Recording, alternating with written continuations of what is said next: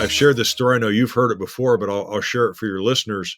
When I finished graduate school, I had 11 job offers from all sorts of companies around North America. But none of them were really going to get me on the entrepreneurial path I wanted. So I did something really bizarre. I turned them all down, turned every one of them down. And I went to work. I got some grant money and worked for about 6 months at the university on some things while I sorted that out. I attempted to start a business with no money. So that was an interesting exercise, and that did not work. So it's good to have a failure or two in there. So didn't even get, you know, to square one, let alone across any finish lines. But it also told me what I needed to do. And I took full advantage of that. And I actually wrote a letter to 2 companies saying, hey, I know you don't have any jobs posted, but you know me, I know you. I'd like to come work for you, and here's why.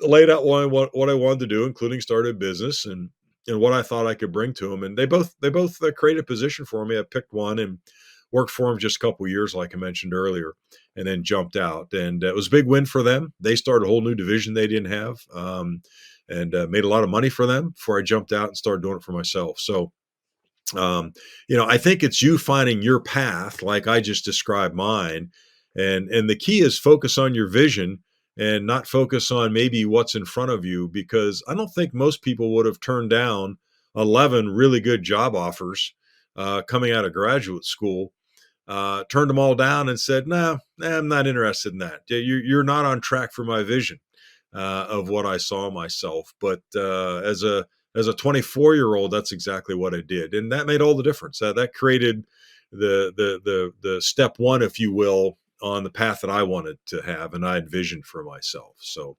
it's kind of like NYLT, and then what we talk about the Leadership Academy. You got to really understand your vision, and once you get some clarity about it, test it, experiment with it, try some things, and at a certain point, commit. And when you do that, good things happen. This has been a clip of the Born to Be a Scout podcast. To catch the rest of this episode and any other episode or post, follow us on YouTube, Facebook, and Instagram at Born to Be a Scout podcast, or look out for full episodes on YouTube, Spotify, and Apple Podcasts. If you are a scout who would like to take your leadership in scouting, or even your future business career to the next level, be sure to check out NYLT Leadership Academy this summer and Leadership Heights at the 2026 National Scout Jamboree.